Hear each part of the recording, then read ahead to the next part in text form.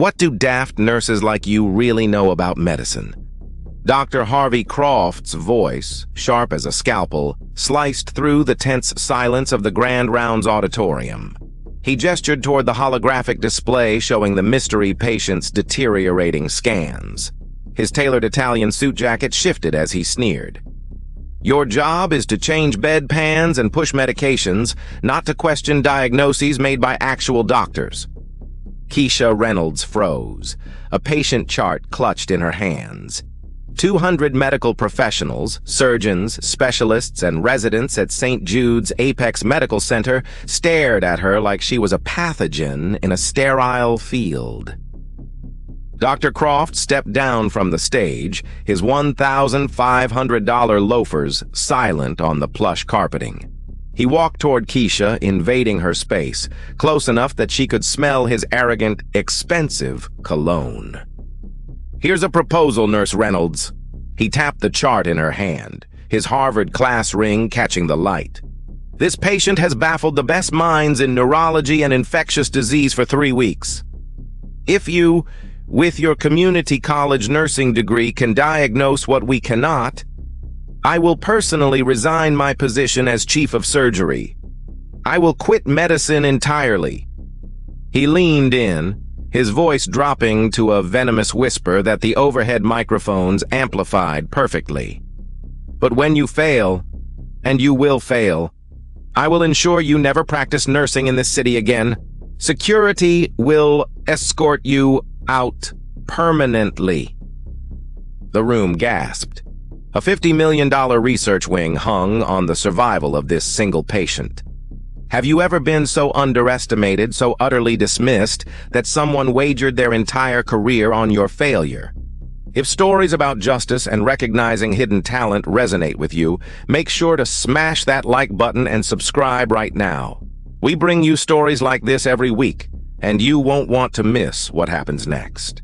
St. Jude's Apex Medical Center rose from the Chicago skyline like a monument to modern medicine. A 50-story spire of glass and steel, it was where billion-dollar research grants met human frailty. The hospital smelled of antiseptic, ambition, and the faint metallic tang of fear. Dr. Harvey Croft ruled this kingdom with ruthless efficiency. At 45, he was the Scalpel King, a neurosurgeon whose reputation for brilliance was matched only by his capacity for cruelty. He commanded respect through intimidation, his demeanor as sterile and cold as his operating room. The medical journals called him a visionary.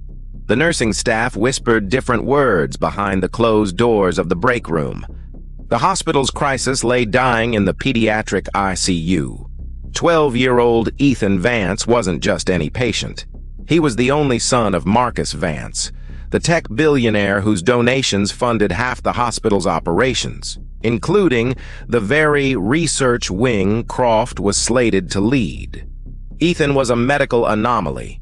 3 weeks ago, he was a healthy, vibrant child. Now he lay trapped in a nightmare of cellular suffocation.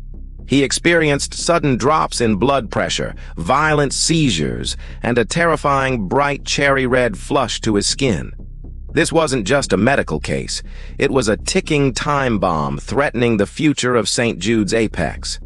For 21 days, Ethan had defied every attempt at diagnosis. 4 separate teams of specialists, from Johns Hopkins, the Mayo Clinic, and Harvard, had failed. Millions of dollars in diagnostic tests, MRI scans, spinal taps, full genome sequencing had yielded nothing but frustration and the mounting terror of the Vance family. The symptoms would appear, intensify, and then vanish, only to return hours later with renewed vengeance. Keisha Reynolds knew every inch of the pediatric ICU's specialized flooring. For 10 years, she'd worked the night shift, a silent observer in the dramas of life and death. Her official title was Senior Registered Nurse, but to men like Dr. Croft, she was invisible furniture. She managed ventilators, titrated delicate medications, and endured the daily humiliation of being the most observant caregiver in the unit. Her nursing degree hung in her small apartment on the South Side, a reminder of dreams deferred. While her classmates had pursued advanced practitioner degrees, Keisha had chosen sacrifice. Her younger brother's kidney transplant came first, always. The anti-rejection medications cost thousands each month. The math was simple and devastating. The crisis deepened with every passing hour. Dr. Croft's morning briefings grew louder, his demands more impossible. He paced the ICU like a caged apex predator. $50 million, Croft had screamed at the neurology team during Tuesday's disaster meeting. That's what we lose if this boy doesn't stabilize by Friday. 50 million that could have bought us the most advanced surgical robot in the country. The specialists, adorned with prestigious degrees and burdened with massive student debt, sat frozen, their tablets displaying the same baffling lab results they'd been staring at for weeks. They had tried everything: antiviral protocols, aggressive antibiotic regimens, experimental chemotherapy cocktails. They had consulted with toxicologists, immunologists, even a specialist in tropical diseases. Croft's eyes swept the room like searchlights, hunting for a scapegoat. "Maybe the problem isn't the diagnosis," he said, his gaze lingering on Keisha as she quietly adjusted Ethan's IV drip. "Maybe the problem is a lack of vigilance from the support staff." The comment hit its mark. Several doctors glanced at Keisha. In their exhausted minds, the suggestion that a nurse might be the weak link made a twisted kind of sense. Keisha pretended not to hear. She had learned that silence was survival in this place, but her caregiver's mind couldn't stop analyzing the problem. Late at night, when the ICU was quiet, she studied Ethan's chart. There was a pattern, a rhythm to the illness that the machines couldn't detect, and there was a scent. Faint, almost sweet, like bitter almonds or peach pits. It was subtle, but undeniable during his worst episodes. The pressure mounted like fluid in a compressed lung. Security footage from the previous week showed Croft deliberately criticizing Keisha's sterile technique in front of the Vance family, his voice carrying just loud enough for them to hear. "We strive for excellence, Mr. Vance, but sometimes the nursing staff struggles to maintain our standards." Internal communications revealed worse. Emails between department heads referred to her as the night shift attendant. One particularly cruel thread, initiated by Croft himself, speculated about whether she even understood the complex technology she managed every night. HR manager Jennifer Walsh had participated, adding laughing emojis to comments about Keisha's limited clinical scope. The cavalry arrived on Wednesday in the form of a single, unassuming woman. Dr. Evelyn Reed, former director of the CDC and a legendary diagnostician, had been called in as a last resort. She was the disease detective, the woman who had identified the source of outbreaks that had threatened entire continents. Dr. Reed didn't suffer fools. Her presence meant this wasn't just a medical case. It was an evaluation that could make or break careers. The final consultation was scheduled for Thursday afternoon. Croft's desperation showed in small ways. His usually perfect surgical knots appeared slightly frayed. The executive locker room had become his private sanctuary, where he unleashed frustration that couldn't be displayed in public. Meanwhile, Keisha continued her invisible existence. She watched the specialists work themselves into a frenzy, proposing increasingly exotic theories. But Keisha focused on the scent, that subtle aroma of bitter almonds that reminded her of something from her childhood. Every patient had their own story, her grandmother had taught her. You just had to know how to read the pages. Thursday afternoon brought chaos. The final experimental treatment had failed spectacularly. Ethan Vance crashed. A code blue echoed through the pediatric ICU, the piercing alarm signaling the beginning of the end. Doctors and nurses rushed to his bedside, their movements frantic. The smell of ozone from the defibrillator paddles mixed with the metallic scent of fear. Dr. Croft barked orders, his voice tight with panic, but the boy remained unresponsive. They stabilized him, barely, but the message was clear. They were out of time. Dr. Reed watched the disaster unfold with the stoicism of someone who had witnessed countless battles between medicine and mortality. Croft convened an emergency meeting in the Grand Rounds auditorium. 200 medical professionals packed the room. Marcus Vance and his wife sat in the front row, their expressions ravaged by grief and fury. Dr. Reed sat beside them, her presence a silent indictment of the hospital's failure. "Ladies and gentlemen," Croft began, his voice trembling, "Ethan Vance is deteriorating rapidly. Our teams have exhausted all conventional treatment protocols." He paused, letting the weight of failure settle on the room like a shroud. "We must consider drastic measures. We are preparing for a last resort surgical intervention." The room fell silent. Surgical intervention without a diagnosis was madness. That's when Keisha made her mistake. She raised her hand. "Dr. Croft," her voice carried clearly through the auditorium's acoustics, "I think the problem might not be a disease. It might be poisoning. There's a distinct scent on his breath." 200 heads turned toward her. Marcus Vance leaned forward, desperate for any glimmer of hope.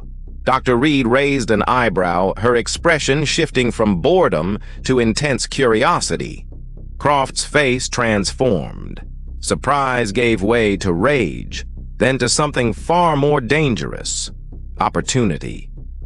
But what Dr. Croft didn't know about Keisha would change everything. The real story was just beginning. If you're finding this story gripping, make sure you're subscribed and hit that notification bell. You won't want to miss the moment of truth that's coming up next. Rural Mississippi, 1998. The Delta heat hung heavy, thick with the scent of honeysuckle and damp earth. While the modern world rushed toward the new millennium, Mama Grace's small farmhouse remained a sanctuary of ancient wisdom. At 75, she moved with the deliberate grace of a master healer, her weathered hands reading the rhythms of the body like sacred texts. At that time, 12-year-old Keisha sat on the porch swing watching her grandmother work her magic on a neighbor's child suffering from severe stomach cramps. The local clinic had dismissed it, but Mama Grace saw something they missed. "Come here, child," Mama Grace called without looking up. "Time you learned something useful."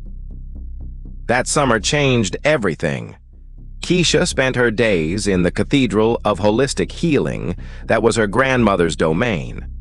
Mama Grace had been a midwife and herbalist in the rural South for 50 years, treating illnesses long before hospitals were accessible to people who looked like them. "Listen close," Mama Grace would say, placing Keisha's small hand on the neighbor's brow. "The body tells the truth, child. Machines only tell you what you ask them. Healing ain't about conquering the body, Keisha. It's about understanding its language." Mama Grace taught Keisha to diagnose through observation, touch, and especially smell. She taught her the dangers of the natural world, which plants healed and which plants killed. "Some poisons are tricky," Mama Grace had warned, showing Keisha the roots of the cassava plant that grew wild near the creek.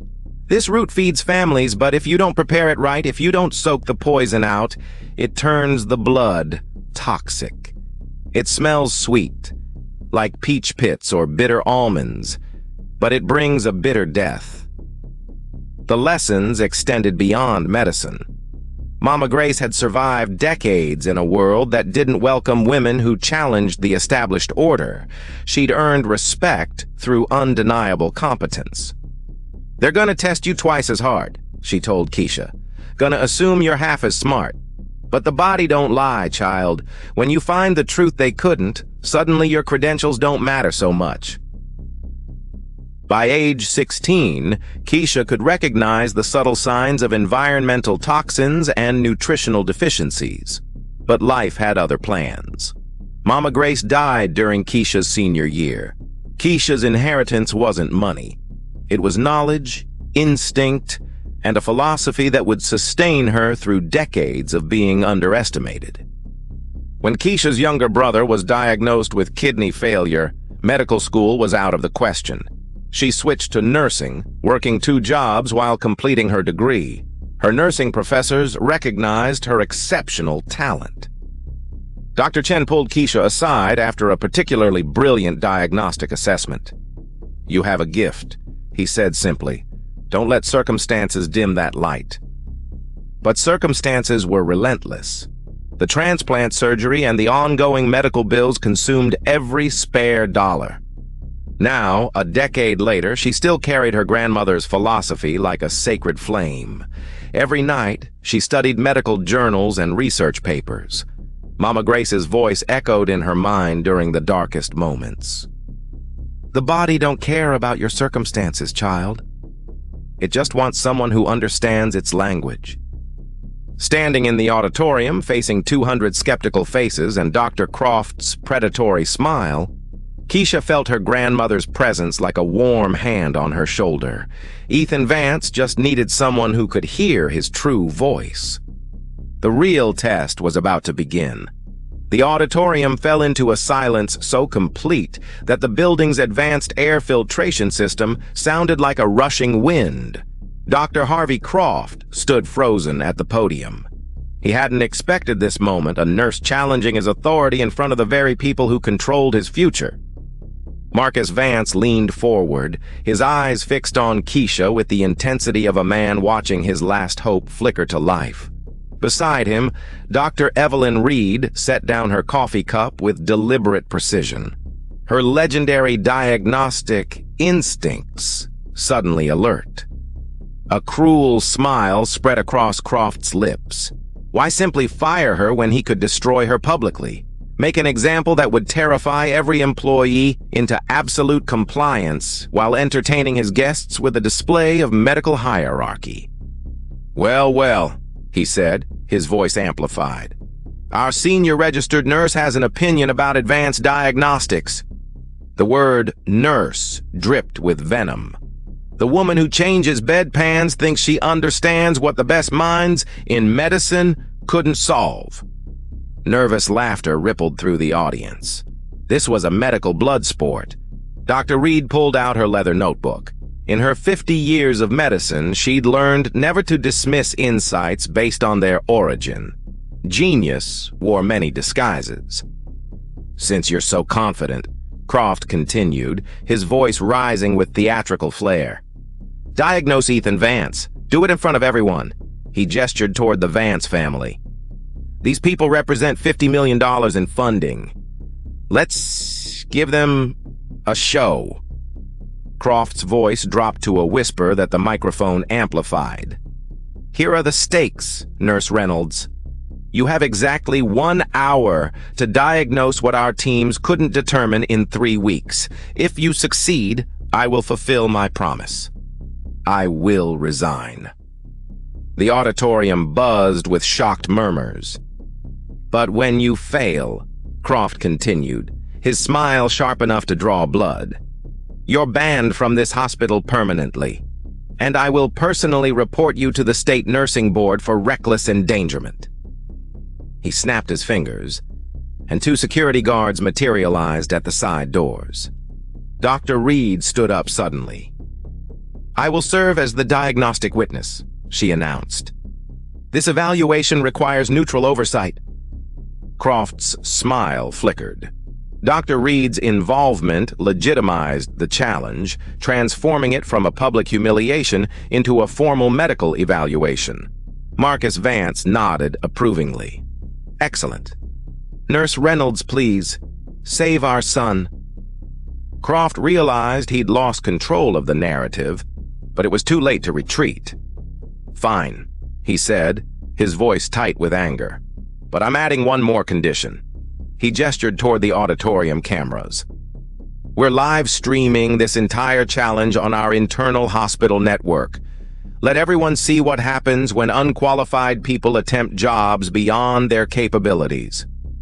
The live stream suggestion sparked immediate activity.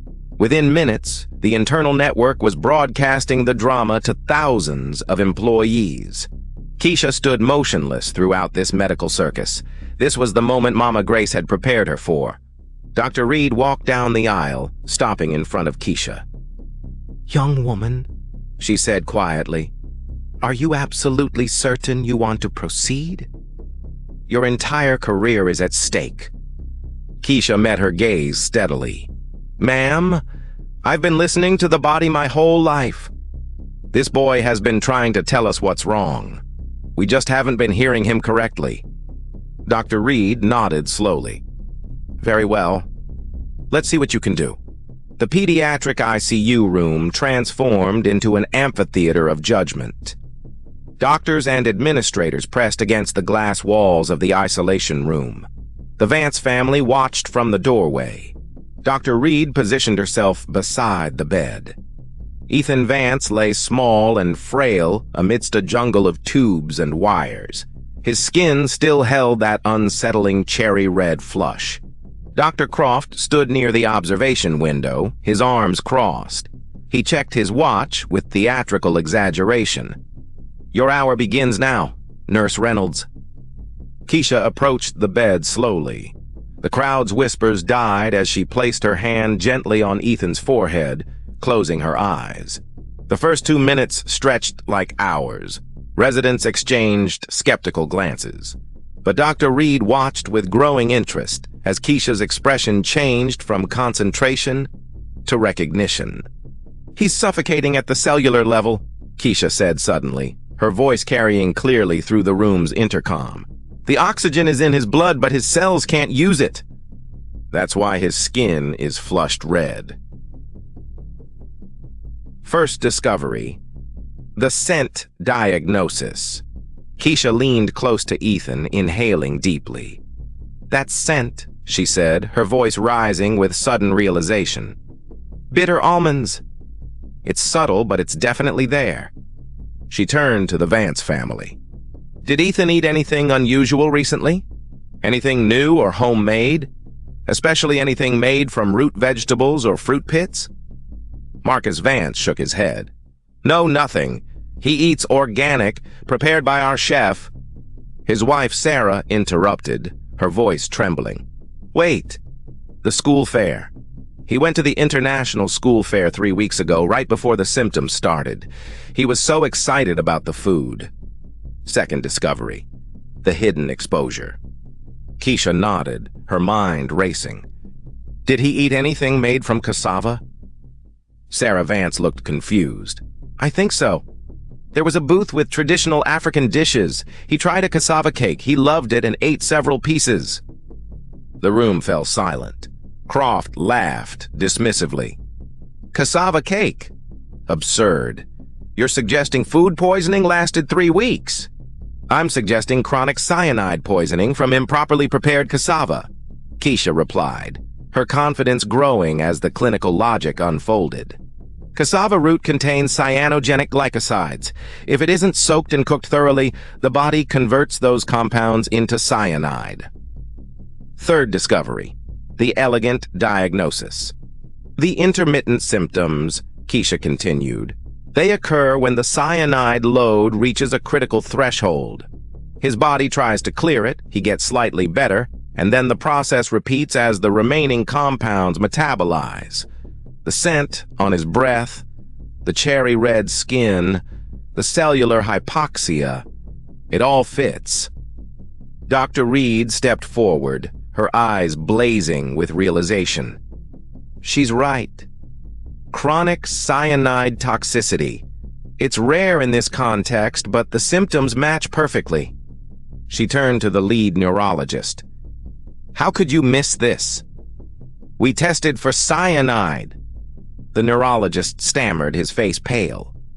"The standard toxicology screen measures acute exposure. The levels were below the threshold for a massive overdose. We were looking for exotic diseases, not food preparation errors."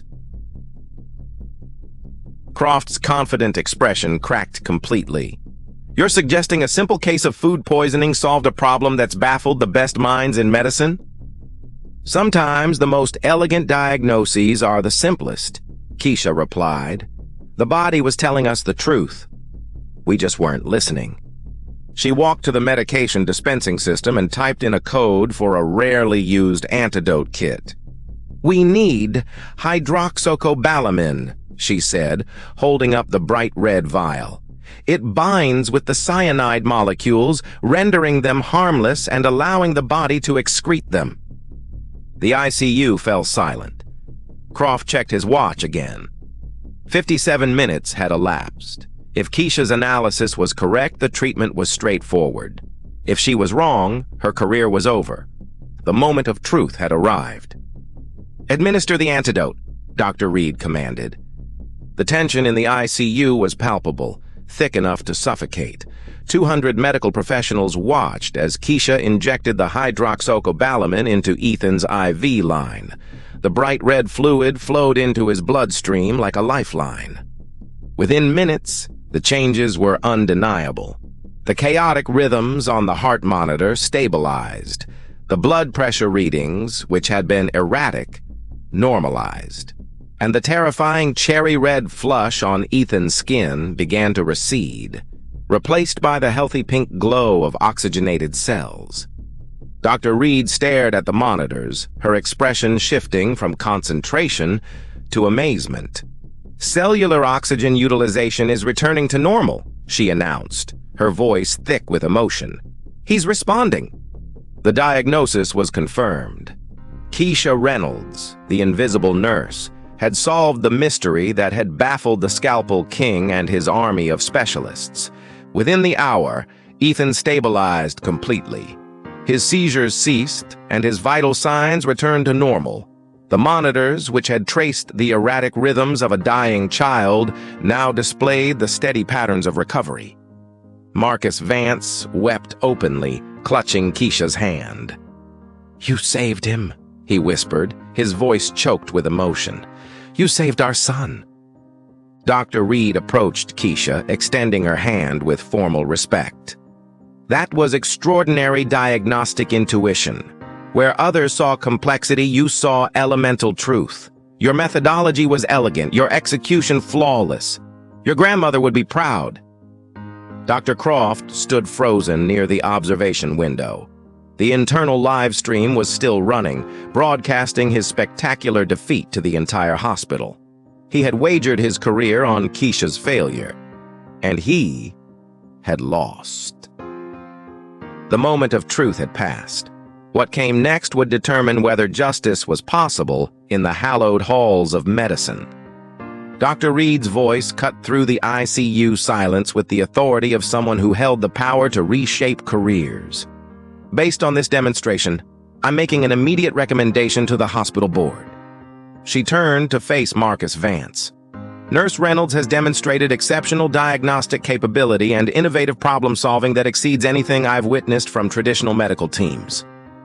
Marcus Vance nodded, his eyes blazing with newfound purpose.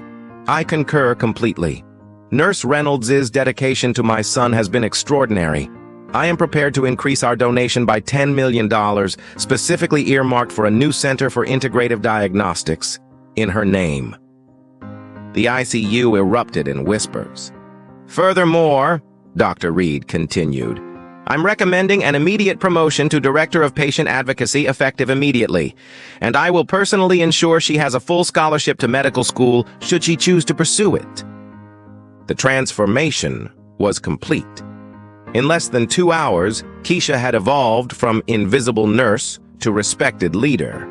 But the most satisfying moment was yet to come. The ICU's atmosphere shifted like a storm front moving across the Chicago skyline. What had begun as Croft's public humiliation theater was now his professional reckoning. The comments on the internal live stream were unanimous in their condemnation of his behavior and praise for Keisha. The board will require a comprehensive review of management practices that led to this situation, Dr. Reed announced, her voice cold as steel. Specifically, how qualified personnel were systematically marginalized. Croft's face had drained of color. He'd orchestrated this challenge, expecting easy victory, never anticipating that his victim would possess the very expertise his hospital desperately needed.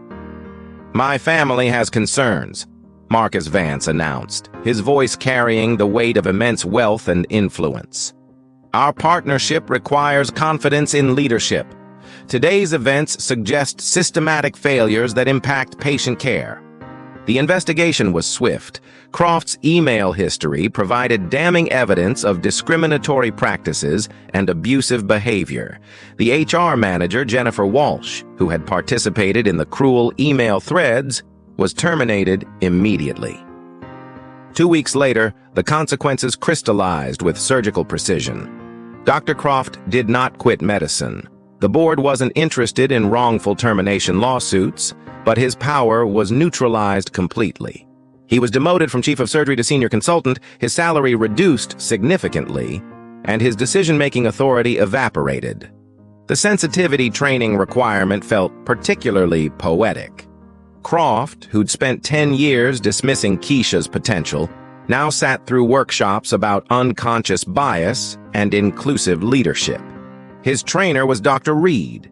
Meanwhile, Keisha's transformation continued. Her promotion came with a significant salary increase and leadership of a task force on inclusive diagnostic practices. The hospital implemented new policies requiring formal review of all nursing observations. The most satisfying moment came 3 months later when Croft approached Keisha privately in the hospital cafeteria. His arrogant demeanor had now been softened by hard lessons about humility and respect. "I owe you an apology," he said quietly, his words carrying genuine remorse.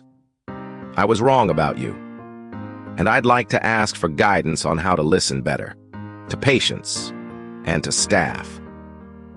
Keisha looked at him with the same grace her grandmother had shown to those who had initially doubted her wisdom. "Everyone deserves a chance to heal, Dr. Croft. The question is whether you're ready to listen to the truth. The body is trying to tell you."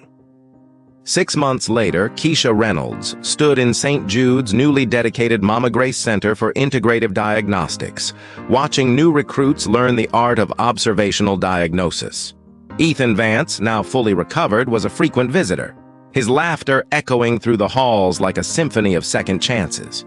Her nursing degree still hung in her apartment, but now it shared wall space with awards, accolades, and a photograph of her shaking hands with Marcus Vance at the dedication ceremony. Her grandmother's wisdom had evolved into million-dollar decisions that bridged the gap between medicine and healing. Sometimes the most powerful expertise comes wrapped in the most unexpected packages. The question isn't just who has the degrees, it's who has the dedication to truly listen. If this story inspired you to look beyond assumptions and recognize the hidden talent around you, smash that subscribe button and hit the notification bell. Have you ever faced a situation where your experience and intuition were dismissed because of your title or background? Share your story in the comments below. Your experience might become our next viral story of justice and recognition.